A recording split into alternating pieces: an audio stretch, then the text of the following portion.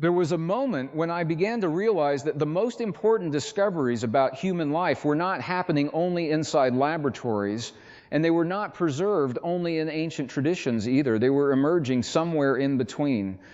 In the quiet space where modern science finally began asking the same questions humanity has carried for thousands of years. Not because science suddenly became spiritual, and not because ancient wisdom suddenly became scientific, but because both were staring at the same mystery from opposite sides. For most of modern history, we were taught to see ourselves as biological machines, chemical reactions, electrical impulses, collections of tissue responding automatically to an external world that existed independently from us.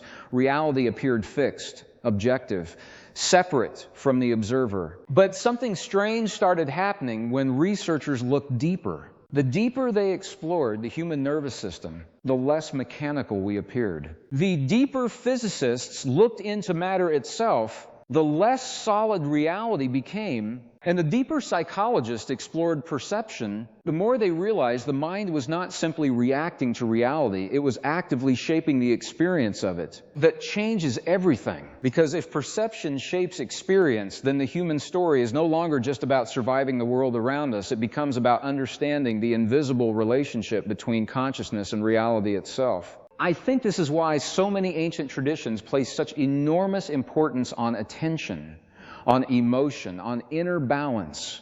They may not have used modern scientific language, but they understood something profound. The state of the human being influences the quality of human experience. Today, neuroscience is beginning to observe similar patterns. Stress changes the chemistry of the body. Fear alters perception. Chronic emotional tension affects immunity, sleep, memory, even the expression of certain genes.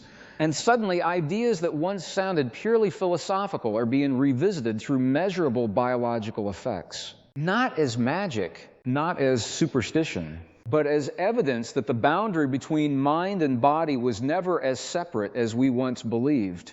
I often think about how strange it is that we spend most of our lives looking outward for answers while carrying an entire universe inwardly that we barely understand.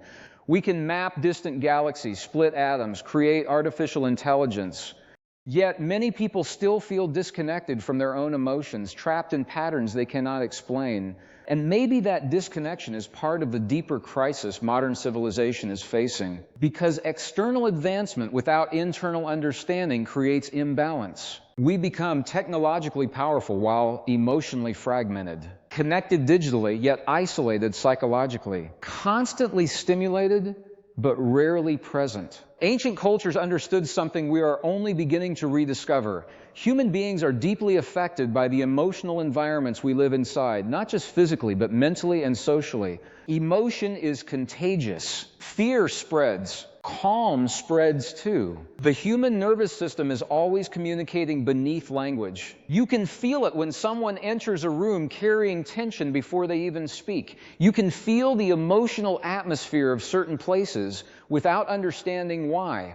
And while science may describe this through hormones, mirror neurons, behavioral conditioning, or electromagnetic activity within the body, the lived human experience of it has always existed. We affect one another more deeply than we realize. And that realization carries enormous responsibility, because once we understand that our inner state influences our perception, our relationships, and even our physical health, we can no longer pretend that thoughts and emotions are meaningless background noise. They become active forces in the architecture of human life. But this is where the conversation becomes uncomfortable, because it forces us to confront how much of our identity is unconscious. Most people assume they are thinking freely while unknowingly repeating emotional patterns learned years earlier. The body memorizes experiences, especially emotional ones. A painful betrayal, a period of fear, a moment of humiliation, loss, rejection, shame. The conscious mind may move on, but the nervous system often continues reacting as if the past is still happening. And over time, those repeated emotional states begin shaping perception itself. The world starts looking dangerous to someone conditioned by fear. Opportunities feel threatening to someone conditioned by failure. Love feels unsafe to someone conditioned by abandonment. What fascinates me is that ancient contemplative practices seem designed specifically to interrupt these automatic cycles long before neuroscience could observe them. Breath regulation, meditation, silence, focused attention, emotional awareness, not as rituals detached from reality, but as technologies of self-regulation, methods for changing the relationship between thought, emotion, and physiology. Today, brain imaging studies reveal that practices involving sustained attention and emotional regulation can literally influence neural pathways over time. The brain adapts according to repeated experience, which means identity may be far more flexible than we once imagined. And if identity is flexible, then human potential is also flexible. That possibility is both liberating and terrifying, because it means we are not only shaped by the world, we are also participants in shaping ourselves. Most people never fully explore that power. Not because they lack intelligence, but because modern life keeps attention fragmented. The average mind rarely rests long enough to observe itself clearly. Notifications, noise, pressure, endless distraction. We become reactive instead of reflective. And when reflection disappears, unconscious programming takes over. I sometimes wonder how different society would look if emotional education were treated with the same seriousness as technical education. Imagine if children learned early how stress affects the body, how attention influences perception, how unresolved emotional pain can distort decision-making decades later. Imagine if inner awareness was not viewed as weakness or mysticism, but as an essential human skill. Because the cost of emotional unconsciousness is visible everywhere, in relationships, in addiction, in violence, in burnout, in the constant search for external validation to fill internal emptiness. Modern science is extraordinarily powerful at measuring external systems, but some of the deepest human experiences still resist complete measurement.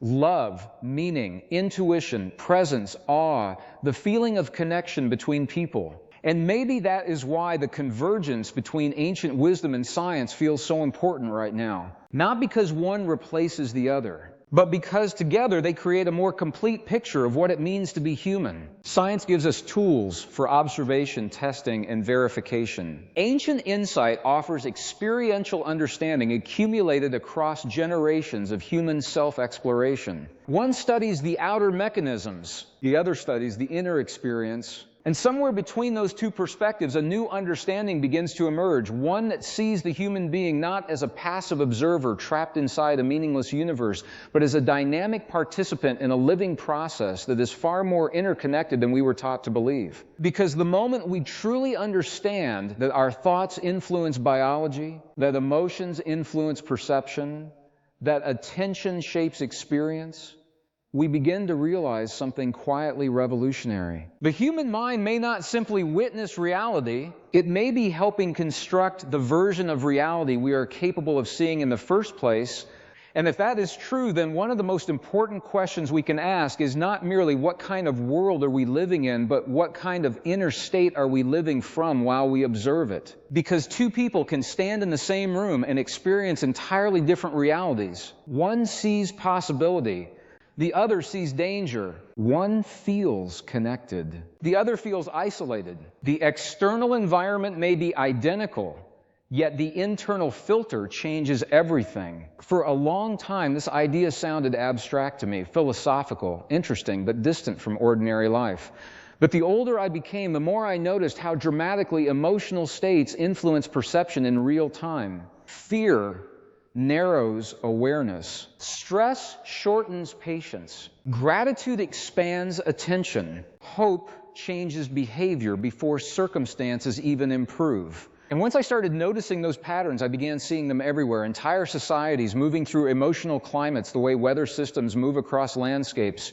Periods of collective anxiety, collective outrage, collective exhaustion.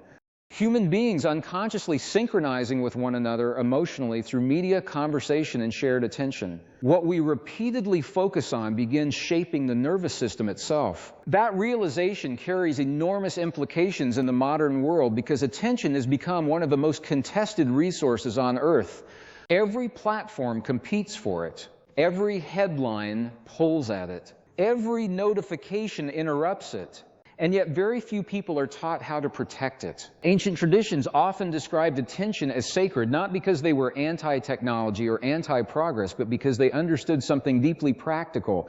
Where attention goes, energy follows. Repeated focus strengthens certain mental and emotional pathways while weakening others. Modern neuroscience describes similar principles through neuroplasticity. The brain adapts according to repeated experience. Thought patterns reinforced daily become easier to repeat tomorrow. Emotional reactions practiced long enough become automatic. And eventually, personality itself can begin to feel permanent when it may actually be the result of deeply conditioned repetition. This is why transformation is so difficult for many people. Not because change is impossible, but because the body becomes familiar with emotional patterns even when those patterns create suffering. The nervous system learns predictability before it learns happiness. A person accustomed to anxiety may unconsciously recreate stressful situations because calm feels unfamiliar. Someone conditioned by criticism may distrust kindness because it conflicts with their internal model of reality. We often assume human behavior is guided primarily by logic,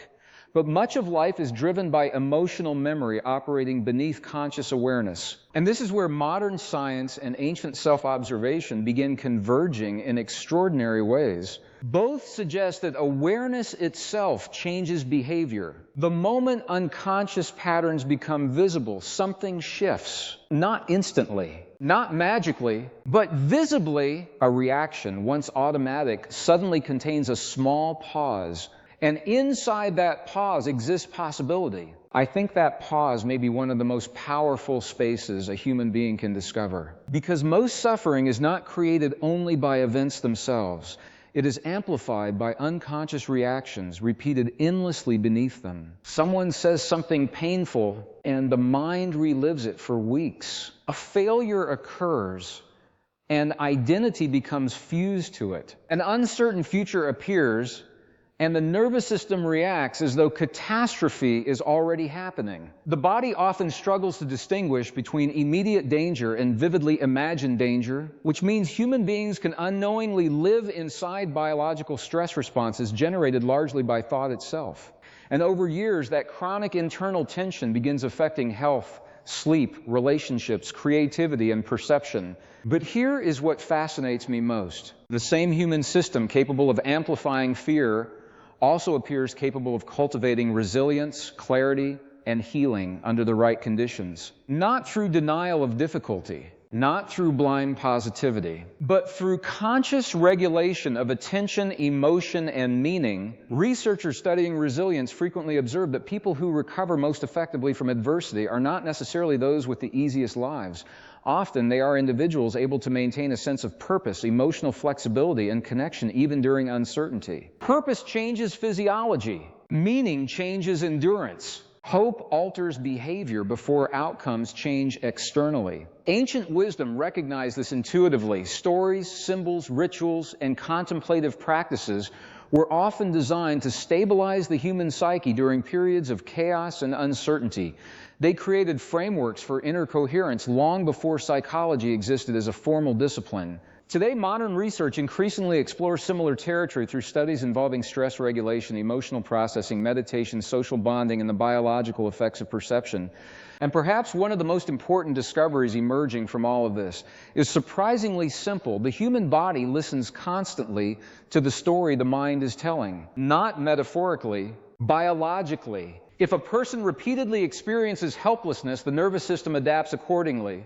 If someone lives in prolonged fear, stress chemistry remains elevated. If a person experiences genuine safety, connection, and emotional regulation consistently enough, different biological patterns begin emerging. The body responds to lived experience, which means the environments we create internally and externally matter profoundly. I sometimes wonder whether future generations will look back at our era and recognize that humanity underestimated emotional health the way earlier civilizations underestimated hygiene.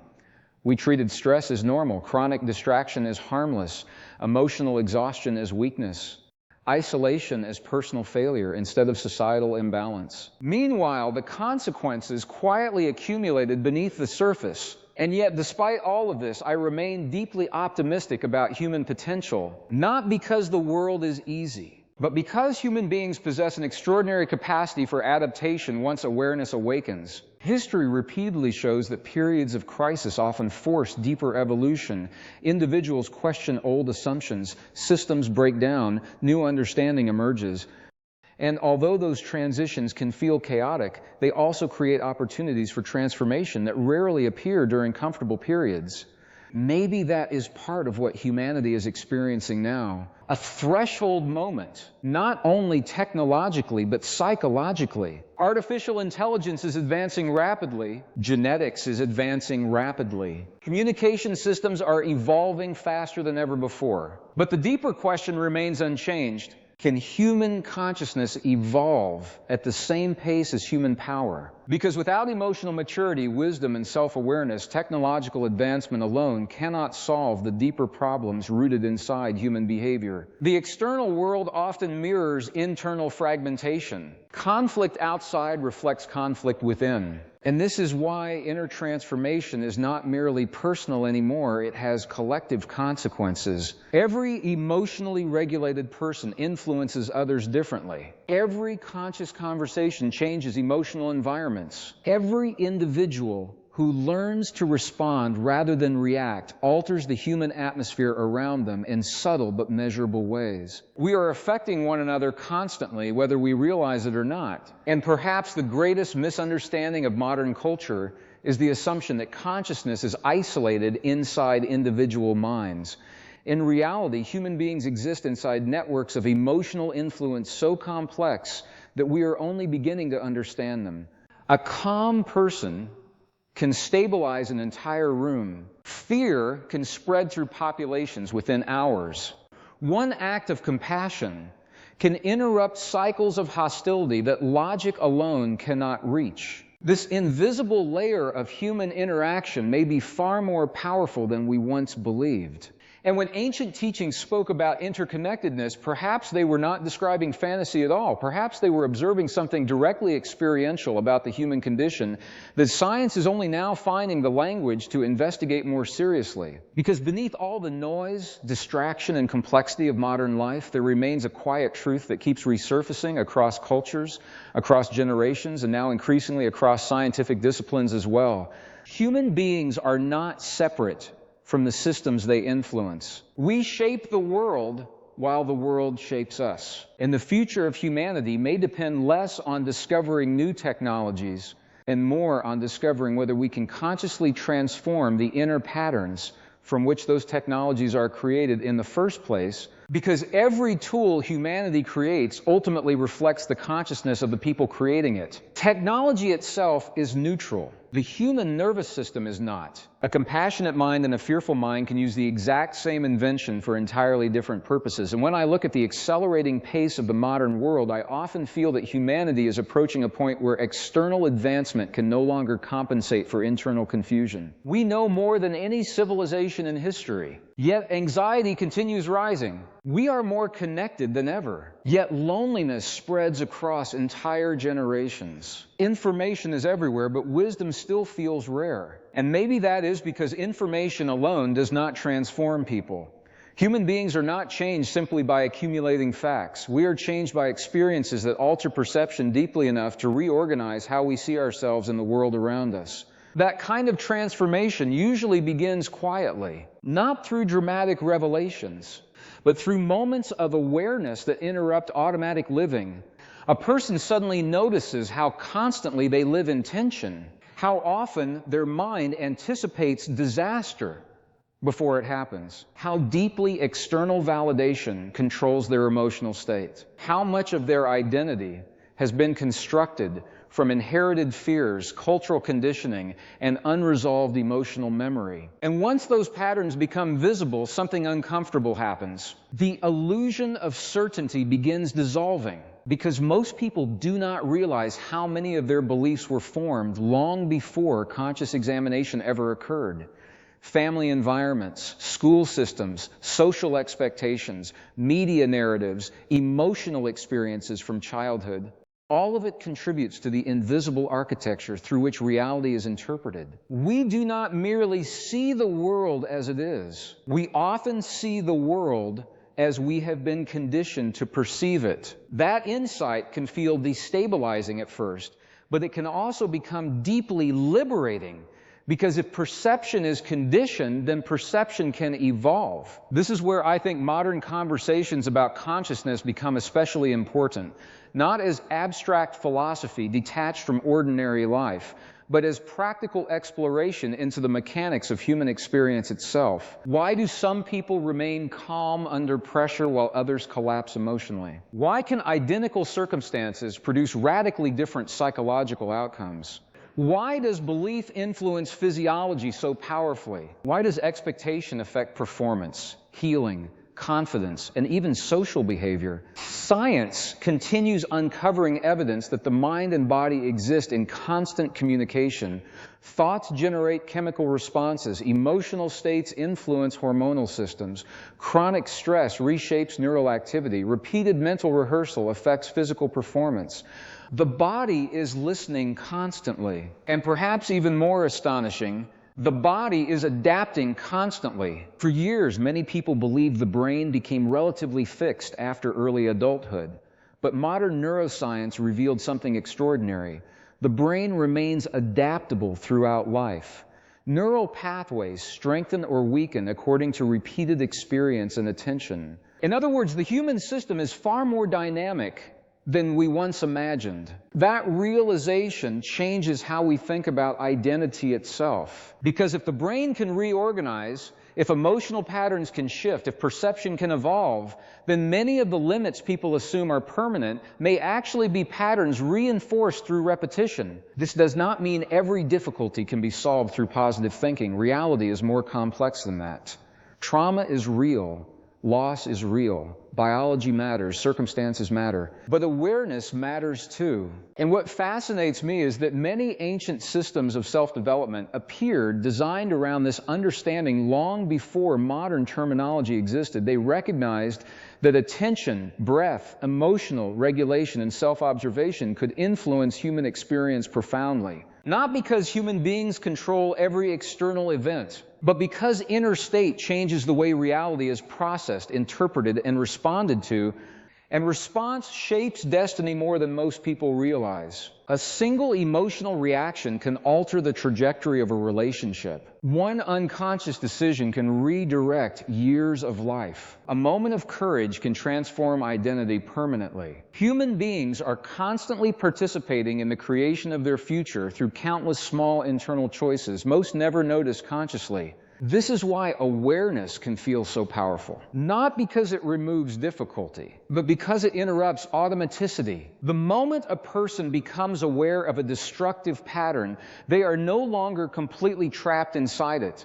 There is now distance between the observer and the reaction, and in that distance, freedom begins emerging. I think this is one reason silence can feel so uncomfortable for many people. When external distraction disappears, unresolved internal noise becomes impossible to ignore. Thoughts surface, emotional tension surfaces, fear surfaces. Modern life offers endless ways to avoid that confrontation. Constant stimulation, constant entertainment, constant scrolling, constant consumption. Anything to avoid sitting quietly long enough to encounter ourselves directly. But the strange paradox is that many people spend years searching externally for peace that cannot fully emerge until they learn how to relate differently to their own inner world. Not by suppressing emotion, not by pretending pain does not exist, but by developing the capacity to observe experience without becoming completely consumed by it. That ability changes everything. Because once awareness strengthens, emotions stop functioning purely as unconscious commands. Fear can be observed without immediate surrender to it. Anger can be felt without automatic reaction. Anxiety can move through the body without entirely controlling perception. And slowly, the human being becomes less driven by conditioned survival patterns and more guided by conscious choice. This process is not instant. In many ways, it may be the work of a lifetime. But every step toward awareness changes the quality of experience. even biologically. Studies involving meditation and emotional regulation increasingly suggest measurable effects on stress response, attention, emotional resilience, and overall well-being. Practices once dismissed as purely spiritual are now being examined through neuroscience, psychology, and physiology with growing seriousness. Again and again, the same realization keeps emerging. The internal world matters, not symbolically, not metaphorically, tangibly, and perhaps this is where the ancient and modern perspectives finally begin meeting most clearly. Both recognize that human beings cannot be understood fully by examining external behavior alone. The invisible dimensions of attention, meaning, belief, emotion, and perception are not secondary aspects of life. They are central to it because what we repeatedly feel becomes part of our biology. What we repeatedly believe influences behavior. What we repeatedly focus on shapes perception. And perception influences reality more than we often realize. I sometimes imagine what could happen if humanity collectively understood this more deeply. If emotional intelligence became as valued as technical skill, if self-awareness became part of education, if inner balance were treated not as luxury but as essential infrastructure for a healthy civilization, perhaps entire systems would begin changing from the inside outward. Relationships would change, leadership would change, communication would change. Even conflict itself might change once people understood how strongly unconscious fear distorts perception and decision-making. Because beneath many forms of division lies the same fundamental human condition, people reacting from pain they do not fully understand. And when pain remains unconscious, it tends to reproduce itself across families, institutions, cultures, and generations. But awareness interrupts repetition. That may be one of the most hopeful truths hidden within both ancient wisdom and modern science. Human beings are conditionable, but they are also transformable. The nervous system can learn fear, but it can also learn safety. The mind can learn limitation, but it can also learn possibility. And somewhere inside every person exists the capacity to become more conscious than the patterns they inherited, which means the future may not depend solely on what humanity invents next, but on whether we learn to master the invisible forces already shaping human behavior from within, because the greatest forces shaping human history are often invisible while they are happening. A thought cannot be seen. Neither can a belief. Fear has no physical shape you can hold in your hand. Hope leaves no visible fingerprints in the air. And yet entire civilizations rise and fall around these unseen psychological currents. When enough people believe the future is hopeless, societies begin behaving differently. When fear dominates collective attention, decision-making changes. When people lose trust in themselves, they become easier to control externally. This is why understanding consciousness is not merely personal self-help.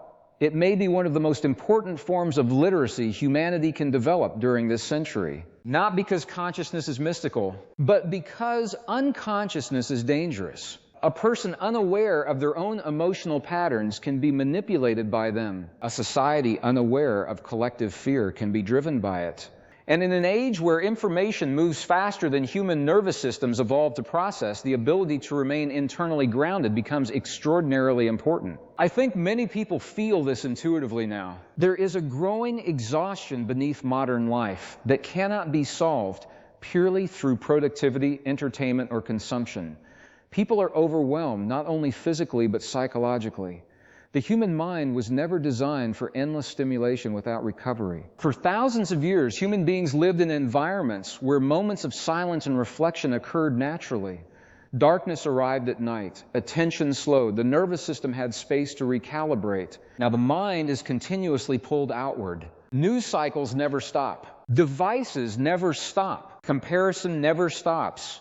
And over time, many people begin losing contact with their own internal signal beneath the noise. That disconnection has consequences. Because when people no longer know how to listen inwardly, they become dependent on external systems to tell them who they are, what matters, what to fear, what success looks like, even how valuable they should feel as human beings. But identity built entirely from external feedback becomes fragile. The moment approval disappears, stability collapses. The moment circumstances change, meaning disappears. And this is where ancient insight becomes surprisingly relevant again.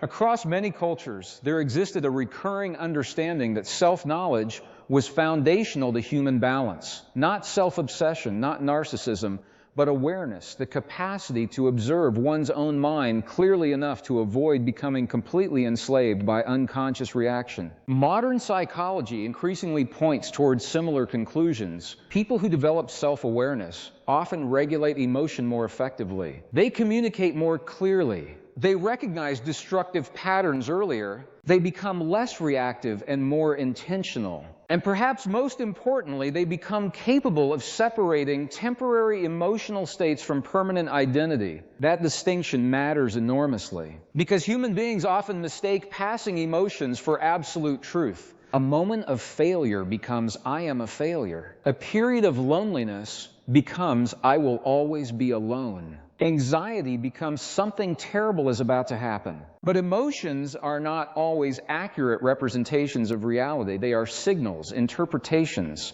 biological responses shaped by countless factors, including memory, conditioning, environment, physiology, and perception. The problem is not emotion itself. Emotion is essential. Without emotion, human beings lose connection, empathy, motivation, and meaning. The problem occurs when emotions operate unconsciously and begin controlling perception entirely. And this is why emotional regulation is not emotional suppression. They are opposites. Suppression buries emotion while allowing it to continue influencing behavior invisibly. Awareness brings emotion into consciousness where it can be processed intelligently. I believe this may be one of the greatest misunderstandings surrounding inner work. Many people imagine awareness practices are about escaping reality or becoming emotionally detached from life. But genuine awareness often makes people more sensitive, not less. More present, more compassionate, more capable of seeing suffering clearly without becoming consumed by it. Because awareness creates space between stimulus and reaction. And inside that space, wisdom becomes possible. Without that space, human beings often live mechanically, triggered endlessly by external events, pulled emotionally from one crisis to another, reacting automatically to algorithms, headlines, social pressure, and unresolved internal wounds. But once a person begins observing their own patterns honestly, something remarkable happens. They start reclaiming authorship over their attention. And attention may be one of the most powerful forms of energy human beings possess. Whatever consistently captures attention begins shaping identity over time. Focus repeatedly on fear, and the nervous system adapts toward vigilance. Focus repeatedly on inadequacy,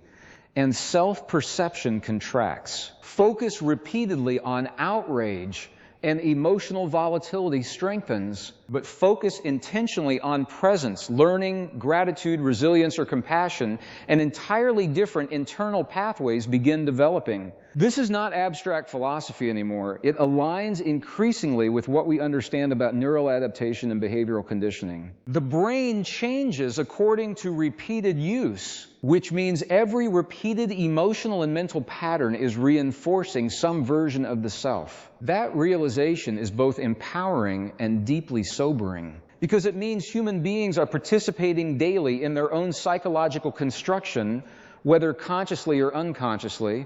I sometimes think about how differently we would live if people truly understood this from childhood onward. Imagine growing up knowing that chronic stress affects the body the way poor nutrition does.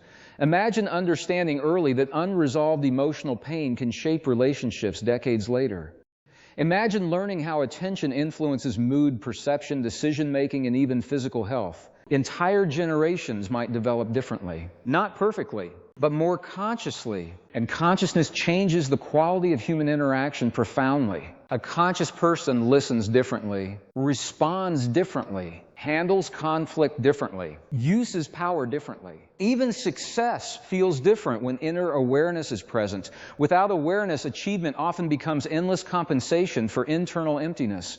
People accumulate status, wealth, validation, or control, hoping it will stabilize something unresolved inside themselves. Sometimes it works temporarily, but eventually the nervous system reveals the truth. No external accomplishment can permanently resolve internal fragmentation. That is why some of the most outwardly successful individuals remain internally exhausted, and why some people with very little materially can still radiate extraordinary presence and peace. Inner state changes the texture of experience itself. Ancient teachings understood this experientially. Modern science is beginning to study it biologically, and both seem to point toward the same realization. Human well-being cannot be separated completely from the quality of consciousness through which life is experienced. Which raises an uncomfortable question. If humanity continues advancing technologically while remaining emotionally unconscious, what happens? What happens when increasingly powerful systems are guided by nervous systems conditioned by fear, greed, insecurity, tribalism, and unresolved trauma? History offers warnings. Human intelligence without wisdom has always carried risk. But now the scale of our technological influence is becoming global, which means inner development is no longer optional in the way it may once have seemed. Emotional maturity, self-awareness, and psychological resilience are becoming essential forms of survival, not only individually but collectively, because the external crises humanity faces are increasingly reflections of internal imbalance expressed outwardly. And perhaps this is why the convergence between ancient wisdom and modern science matters so deeply right now. Not because it provides simplistic answers, but because it reminds us that human beings are far more interconnected, adaptive, and internally powerful than modern culture often acknowledges. The mind affects the body. Emotion affects perception. Attention affects reality, and beneath all the complexity of human civilization, one quiet truth continues emerging again and again.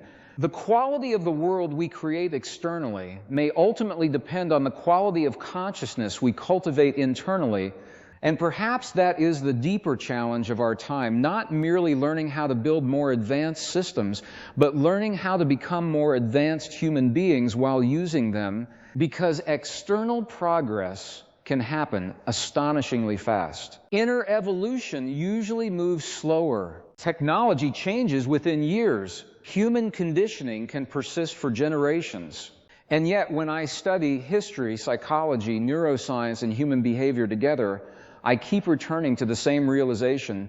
Every transformation in civilization begins first inside the invisible landscape of the human mind. Before any revolution appears outwardly, perception changes inwardly. Someone questions an old assumption. Someone refuses inherited fear. Someone begins imagining reality differently. And slowly, almost imperceptibly at first, collective behavior begins shifting from the inside out. This is why belief matters more than many people realize. Not because belief magically alters the laws of physics, but because belief influences what human beings perceive as possible, and what people perceive as possible shapes action, resilience, creativity, endurance, and social behavior in profound ways. A person who believes change is impossible behaves differently from someone who believes transformation can occur. A society convinced humanity is fundamentally broken creates different systems than one that believes human consciousness can evolve. Even biologically, expectation influences outcomes more than we once understood. Researchers studying placebo effects continue uncovering how belief and perception can generate measurable physiological changes within the body. The implications of this are extraordinary. The body does not respond only to physical conditions. It responds to interpretation. Meaning affects biology. Stress responses activate not only from actual danger, but from perceived danger. Hope can influence recovery. Fear can weaken resilience. And suddenly, the ancient intuition that mind and body are interconnected no longer sounds symbolic. It begins sounding observable. I think many people resist these ideas because they fear being blamed for suffering they did not choose, and that fear is understandable. Human experience is shaped by countless factors beyond individual control. Trauma exists, injustice exists, illness exists, random tragedy exists. Awareness is not about denying those realities. It is about recognizing that even within difficult circumstances, the human relationship to experience still matters profoundly.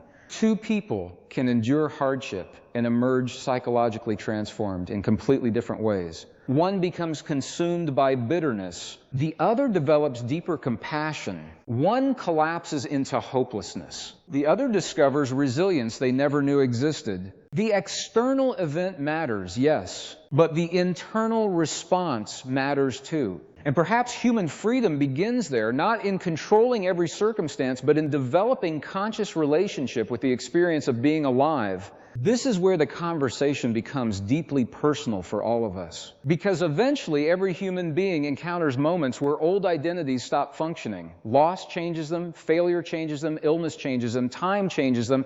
And in those moments, people are often forced to confront a question hidden beneath modern distraction. Who am I when external certainty disappears? For many, that confrontation feels terrifying because modern culture often teaches people to build identity around unstable things.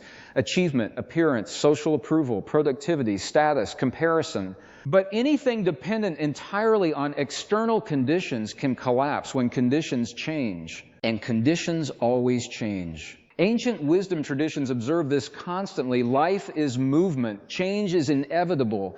Clinging creates suffering because reality itself is dynamic. Modern psychology, in its own language, recognizes something similar. Psychological flexibility is closely linked to emotional resilience. Rigid identities struggle to adapt. Flexible awareness adapts more effectively. And perhaps that is one reason inner awareness becomes so important during uncertain times.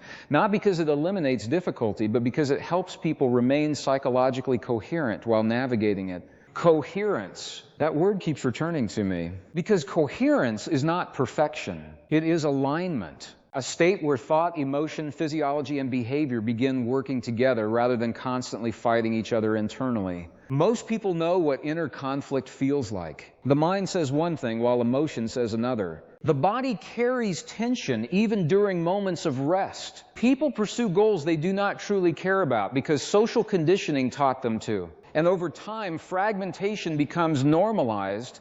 But human beings function differently when inner coherence develops. Attention becomes clearer. Decision-making improves. Emotional reactivity decreases. Relationships deepen because communication becomes more authentic. Even physical health may improve when chronic stress patterns begin calming. Science is increasingly exploring how emotional states influence inflammation, immunity, cardiovascular health, hormonal balance, sleep quality, and cognitive function.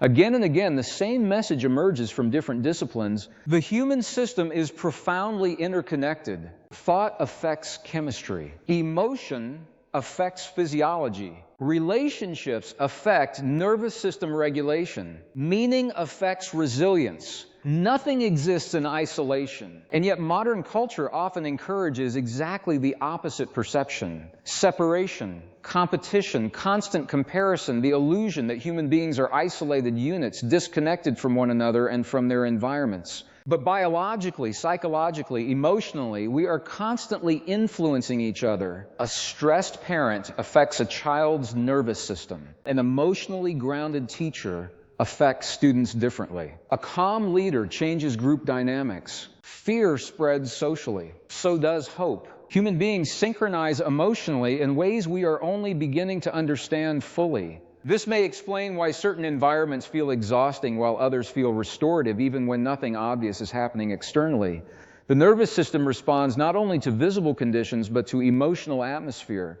And if emotional states are contagious, then personal awareness becomes a form of collective responsibility too. Because every unconscious reaction contributes something to the emotional field around us. Every act of awareness changes it slightly. I know this can sound subtle compared to the dramatic scale of global events, but history itself is shaped through accumulated human behavior, and human behavior emerges from consciousness far more than most systems acknowledge. Wars begin in human perception before they appear physically. Compassion begins in perception too.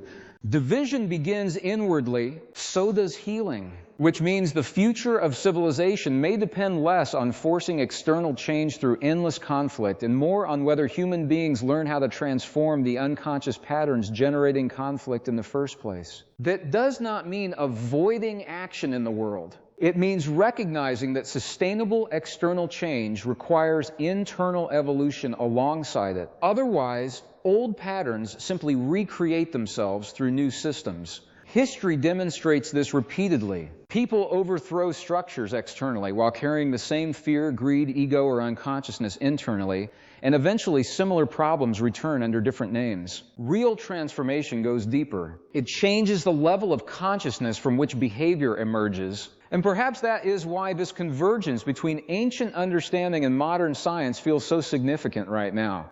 Together, they are pointing toward a vision of humanity that is neither purely mechanical nor purely mystical. A vision where human beings are biological, emotional, psychological, and conscious simultaneously. Where inner life matters. Where awareness matters. Where attention itself becomes one of the defining forces shaping human experience. Because once we truly understand that perception influences reality, that emotions influence biology, that repeated thought patterns sculpt identity, and that consciousness affects the quality of the world we create together, then the question is no longer whether humanity possesses extraordinary potential. The question becomes whether we are willing to develop the level of awareness necessary to use that potential wisely before the next stage of human evolution is decided for us by forces we never learned how to consciously understand. There is a quiet shift happening in the way we understand ourselves as human beings. For a long time, science and inner wisdom appeared to stand on opposite sides of reality. One focused on measurement, evidence, and external observation. The other explored human experience from the inside, emotion, awareness, meaning, intuition, and consciousness itself. But something fascinating is happening now. The deeper modern science explores the human mind and body, the more it begins uncovering truths that ancient observers sensed through direct experience centuries ago. Not because ancient people had advanced machines or modern terminology, but because they spent enormous amounts of time studying the patterns of human behavior, emotion, attention, and awareness. And what both perspectives are beginning to reveal is this: human beings are far more connected, adaptable, and internally influential than we once believed. One of the easiest ways to understand this is by looking at stress. Imagine you are watching a suspenseful movie. Your heart starts beating faster, your muscles tense slightly, your breathing changes, maybe your palms even sweat. But here is the important question: did the body react to something physically happening in the room? No, the nervous system reacted to perception. The body responded to an experience created internally by thought, emotion, and interpretation. This simple example reveals something profound about human biology. The brain and body are in constant conversation. Thoughts are not isolated mental events floating harmlessly in the background. They influence hormones, chemistry, attention, behavior, and physical sensation. This does not mean every thought instantly changes reality like magic. Real life is far more complex than that. But it does mean our internal world affects how we experience the external one. And this is where modern neuroscience becomes incredibly interesting. Researchers now understand that the brain is not as fixed as people once believed. For years, scientists assumed most brain development stopped early in life. But today we know the brain remains adaptable.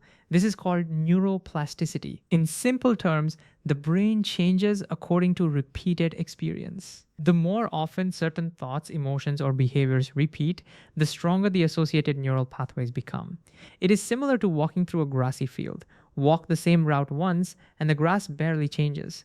Walk the same path every day, and eventually a visible trail forms. The brain works in a similar way. Repeated fear strengthens fear pathways. Repeated gratitude strengthens emotional stability. Repeated stress conditions the nervous system toward tension. Repeated calm conditions the nervous system differently. This is why habits become powerful over time. Not only physical habits, but emotional and mental habits too. Many people unknowingly rehearse anxiety daily. They wake up checking stressful news, immediately think about problems, replay negative scenarios internally, and carry emotional tension for hours without realizing it. Eventually, the nervous system becomes familiar with stress and begins treating it as normal. This is important because the body often adapts to emotional states, the same way it adapts to physical environments. If stress becomes chronic, the body remains in a prolonged survival mode. Hormones related to alertness and protection stay elevated. Sleep quality decreases, focus weakens, emotional reactions intensify. Over long periods, this can affect immunity, digestion, cardiovascular health, and overall well being. Now, think about how this connects to modern life. Human beings evolved in environments where stress was usually temporary. A dangerous event happened, the body reacted, and then recovery followed. But today, many people experience psychological stress continuously through work pressure, constant notifications, financial anxiety, social comparison, and information overload. The nervous system rarely gets true rest. This is why ancient practices like meditation, breath regulation, silence, reflection, and focused attention are receiving renewed scientific interest. These practices are not about escaping reality, they are tools for regulating the human system. For example, slow, controlled breathing directly influences the nervous system. When breathing becomes calmer and deeper, the body receives signals that immediate danger is decreasing. Heart rate can slow, muscle tension can soften, attention becomes more stable. This is not mystical. It is biological communication between breath, brain, and body. Even something as simple as spending a few quiet minutes observing thoughts without reacting immediately can begin changing awareness. Most people are so identified with their thoughts that they assume every mental impulse represents truth. But thoughts are often conditioned patterns. A person rejected in childhood may automatically expect rejection later in life. Someone raised in constant criticism may develop an internal voice that repeats the same pattern for decades. Over time, these internal narratives shape identity. This is why awareness matters so deeply. The moment people observe a pattern consciously, they create distance between themselves and the automatic reaction. That distance creates choice, and choice changes lives. Imagine someone who becomes angry easily. Normally, anger appears and reaction follows instantly. But if awareness develops, something different happens. Anger still appears, but now there is a pause before action.